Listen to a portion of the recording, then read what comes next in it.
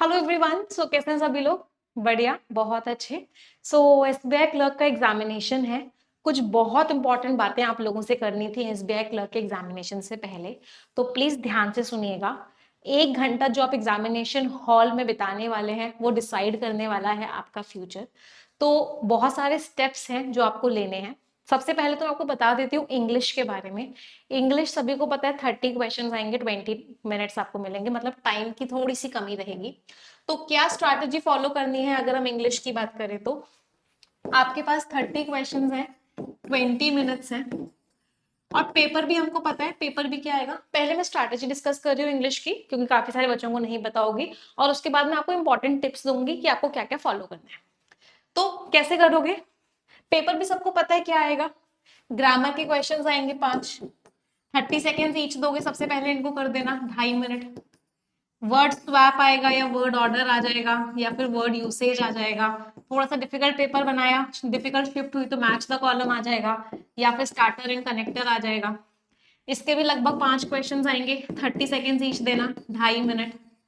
इसके बाद फिलर्स या क्लोज टेस्ट में से एक ही आता है। अगर फिलर्स आया, 5 क्वेश्चन मान लो आए, इसको भी 30 सेकेंड ईच दोगे, 2.5 मिनट। अगर क्लोज टेस्ट आया, 30 सेकेंड पहले स्किमिंग कर लेना और फिर 30 सेकेंड ईच क्वेश्चन को दे देना, तो इसको भी मान लो 2.5 से 3 मिनट ही लगेंगे। पैरा जंबल आएगा, 2 से 2.5 मिनट में सॉल्व कर लेना। लास्ट में रीडिंग कॉम्प्रिहेंशन को करना 5 से 7 मिनट में।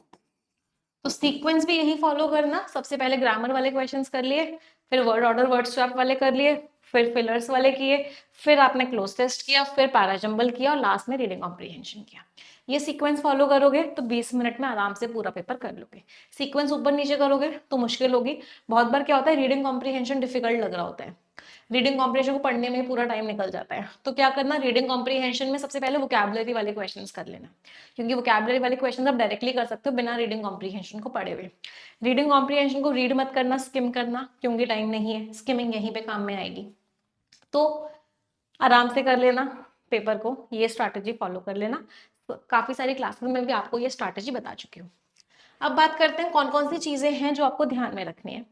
सबसे पहले चीज तो अपने आप से, आज का दिन है आपके पास, कल का दिन है, परसों आपका एग्जाम है, 2 दिन है, अपने आप से पॉजिटिव बातें करनी है। कोई भी नेगेटिव बात अपने आप से नहीं करनी है। अपने आप को बोलना है कि पेपर बहुत इजी आएगा, मैं आराम से कर लूंगा। पेपर इजी होने वाला है, मैंने अच्छे से मेहनत की है, मैंने पढ़ाई करी है, मुझे आता है, मैं आराम से कर लूंगा। तो अपने आप से पॉजिटिव बातें करते रहना है, अपने आप को एक कॉन्फिडेंस देना है। ठीक है, कोई इंसान आपको डिमोटिवेट कर रहा है, कोई चीज आपको डिमोटिवेट कर रही है, उससे अपने आप को दूर कर लो, बिल्कुल दूर कर लो। ठीक है, पॉइंट नंबर 1 क्लियर है सभी को? पॉइंट नंबर 2, अगर आप मेडिटेशन की आदत आपको नहीं है, आप इतने टाइम से मेडिटेशन नहीं करते आ रहे थे, आज और कल मेडिटेशन जरूर करना। कुछ नहीं करना, 5 से 10 मिनट खाली बैठना, आंखें बंद करके बैठना और यहाँ पे इस पे फोकस करने की कोशिश करना बस। बहुत सारे ख्याल आएंगे उस समय, आएंगे जाएंगे, आएंगे जाएंगे, आएंगे जाएंगे।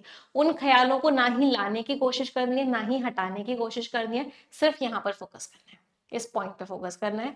और ऐसे 10 मिनट खाली आज बैठ जाना और ऐसे ही 10 मिनट कल बैठ जाना। परसों सुबह सुबह का टाइम मिले तो परसों सुबह सुबह भी इस चीज को कर लेना। क्यों कह रही हूँ, नर्वसनेस से ओवरकम करने में ये स्ट्रैटेजी आपको बहुत ही ज्यादा हेल्प करेगी। मार्क माई वर्ड्स, बहुत सारे बच्चों को बहुत कुछ आता है, बहुत मेहनत करके आते हैं, लेकिन जब पेपर देने जाते हैं नर्वसनेस की वजह से ही पेपर नहीं कर पाते। जल्दी जल्दी क्वेश्चंस चेंज कर रहे होते हैं, क्वेश्चन को ध्यान से नहीं पढ़ रहे होते, डायरेक्शंस पढ़ना भूल जाते हैं। तो ये सारी प्रॉब्लम्स आती हैं जब आपका माइंड स्टेबल नहीं होता है, आपका माइंड काम नहीं होता है। तो ये जो स्ट्रैटेजी है ये आपको माइंड को स्टेबल रखने में और काम रखने में हेल्प करेगी। ठीक है, जब पेपर देना स्टार्ट करोगे एक लंबी सांस लेना, टेक अ डीप ब्रेथ, उसके बाद पेपर को अटेम्प्ट करना स्टार्ट करना। इधर उधर मत देखना। बहुत बार क्या होता है, पेपर कर रहे होते हैं, ये बगल वाला क्या कर रहा है, उधर क्या कर रहा है, इन्विजिलेटर ने कोई आवाज लगाई, किसी ने कुछ बोला, इधर उधर बिल्कुल भी नहीं देखना है। कुछ उस 1 घंटे के लिए आप और आपकी स्क्रीन, बस यही 2 चीजें होनी चाहिए जिनके बीच में रिश्ता होना चाहिए। इसके अलावा किसी को नहीं देखना है, किसी को नहीं सुनना है कौन क्या कर रहा है, पूरा फोकस अपने पेपर पे रखना है, क्योंकि time is very very important. Time बहुत इंपॉर्टेंट है। डायरेक्शंस को स्किप मत करना, क्वेश्चन की डायरेक्शन जरूर पढ़ना। एक एग्जांपल बता देती हूँ, एक बार एक फिलर के क्वेश्चंस आए थे, आई थिंक एसबीआई क्लर्क या एसबीआई पीओ में से था। डायरेक्शंस में लिखा हुआ था आपको फिलर के क्वेश्चन में वो वर्ड बताना है जो नहीं आ सकता। फिलर का क्वेश्चन था, इमेजिन करो फिल इन द ब्लैंक का क्वेश्चन और डायरेक्शंस में लिखा हुआ था कि आपको वो वर्ड बताना है जो नहीं आ सकता है। सब बच्चों ने तुरंत तुरंत आंसर मार्क किया कि फिलर्स में 5 आउट ऑफ 5 आएंगे, बट आए कितने नंबर, हो गई नेगेटिव मार्किंग। तो प्रॉब्लम क्या थी, डायरेक्शंस नहीं पढ़े थे। तो डायरेक्शंस को बहुत ध्यान से पढ़ना, 30 सेकेंड में आप आराम से डायरेक्शंस पढ़ लोगे और फिर उसके हिसाब से क्वेश्चन करना। पेपर में कुछ भी नया नहीं आने वाला है, आपको सब कुछ आता है, मुझे पता है आपको सब कुछ आता है, मुझे आप पर पूरा भरोसा है और आई नो आपको भी अपने ऊपर पूरा भरोसा है। एंड ऑल द बेस्ट मेरी तरफ से, मेरी गुड विशेस आप सभी के साथ है। मिलेंगे मेंस की तैयारी में और जी जान लगा देना। और जब एग्जामिनेशन हॉल से बाहर निकलो एक चैन की सांस लेना, है ना, बहुत ज्यादा नर्वस मत होना, एक्साइटेड मत होना कि क्या होगा क्या होगा क्या होगा, नहीं, एक चैन की सांस लेना और आगे की अपनी तैयारी को कंटिन्यू रखना। एक क्वेश्चन का आंसर सभी लोग मुझे देंगे, क्या आपको अपने ऊपर भरोसा है? सभी लोगों का मुझे इस कमेंट में आंसर चाहिए। Do you believe in yourself? क्या आपको अपने ऊपर भरोसा है? अपने ऊपर भरोसा रखना ही रखना है, भले ही दिल में बहुत डीप ये बात आ रही हो कि यार तूने पढ़ाई तो करी नहीं है। हो सकता है कुछ बच्चों ने नहीं करी होगी पढ़ाई, उनका दिमाग और दिल उनको चीख चीख के बोल रहा है यार तूने पढ़ाई तो करी नहीं, फिर भी अपने दिमाग को बोलना है नहीं मुझे सब कुछ आता है। क्योंकि इस समय, ये जो समय है बहुत इंपॉर्टेंट और आपका एटीट्यूड डिसाइड करता है आपकी डेस्टिनी। तो मेहनत की है, और अगर आप मेरी क्लासेस में रेगुलरली आए हो तो आपने मेहनत की है, डेफिनेट सी बात है, मेहनत की, हमने सब कुछ पढ़ा है। तो it's time to prove yourself. It's time to show your skills.